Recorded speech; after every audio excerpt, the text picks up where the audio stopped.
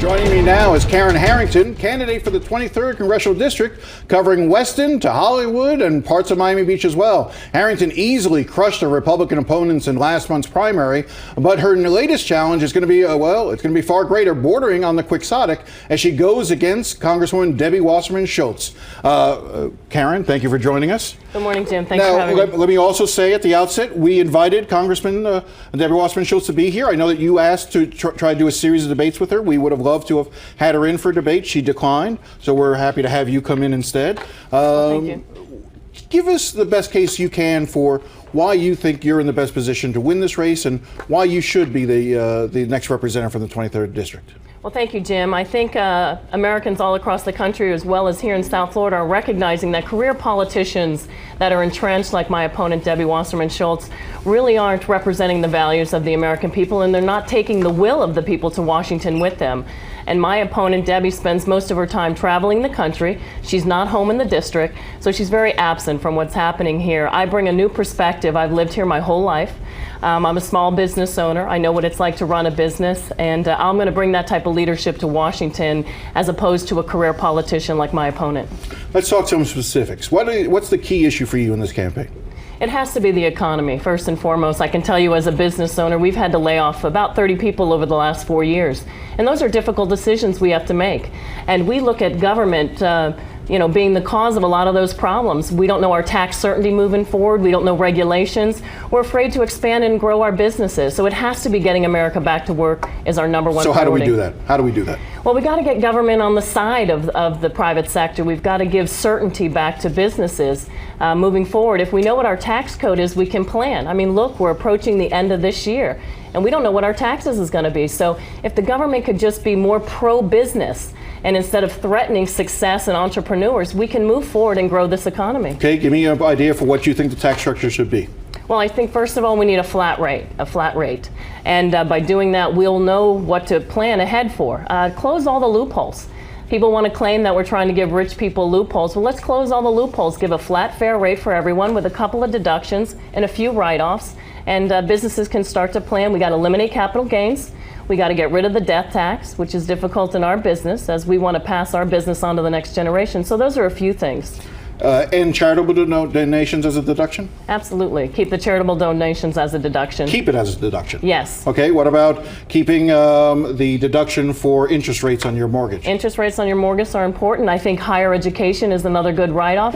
All right. Well, so far you keep telling me all the things you want to keep as deductions. Well, so what deductions do you want to close? How about taxing as compensation, employer provided health care? Would you want to do that? No, I think it's important that tax deduction for health care is great, but we're punishing those who buy their own private policies. We need to allow them to have that as a tax write-off as well. Okay, but you see, now I'm confused, because you told me that you want to close loopholes, and you told me 3 that you don't want to close and 1 that you want to now actually open. So where do we find the revenue by flattening out? If you flatten out the tax rate, that's going to be great for the rich. I don't know what it's going to do for the middle and lower class. Well, because one of the deductions we'll give at the flat rate is for those living at or below the poverty level, as well as charitable deductions, as well as your interest on your mortgage rates and your health care. But that's not going to close the debt. That's not going to solve our debt problems if we don't close those deductions. Yeah, but Jim, it's going to give us certainty moving forward. We can't look at different rates and different codes. I'm an S-chapter corporation. I pay almost 40%. I think we should lower that to a fair rate of 25%. I can grow my business. I can create jobs. Let's talk Medicare for a second. Do you support Paul Ryan's plan as it relates to Medicare? Well, I like the adjustments he made from his 2011 plan to the 2012 plan. I think he's going to allow people the option to stay on a government-run Medicare or move into a premium support system where they can buy and shop for their own policy. A voucher. It's a plan. It's more of a plan than what the current administration has, which is no plan, which will bankrupt the system in 10 years. You also would repeal healthcare, the Healthcare Act, correct? Yes, I would absolutely repeal Obamacare. There's 21 new taxes in it. It's unconstitutional, and even though no, the Supreme Court said it was constitutional. Well, that's because they're upholding it as a tax. I still believe the individual mandate is unconstitutional. All right, the Supreme Court said otherwise. Will you respect the court's decision? Of course I have to respect the court's decision, but I will work hard in Congress to repeal it and replace it with good health care. What would you what aspects of the health care law would you keep? Well, I think it's important. I'm somebody who has a pre-existing condition. I would certainly like the private insurance industries to be able to find a way for 130 million Americans with a pre-existing condition to stay on.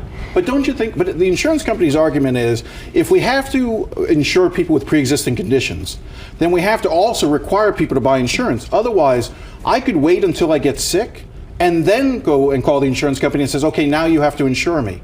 They say that in order to keep people with pre-existing conditions and cover them, you have to also bring in people who do not currently have insurance and force them, mandate them to have insurance. You can't have one without the other. No, but I think there's a way, once we open up the borders and allow more insurance companies to come in across state lines, we'll open up competition. And they'll be able to allow them to agree to take a certain risk pool of people with pre-existing conditions.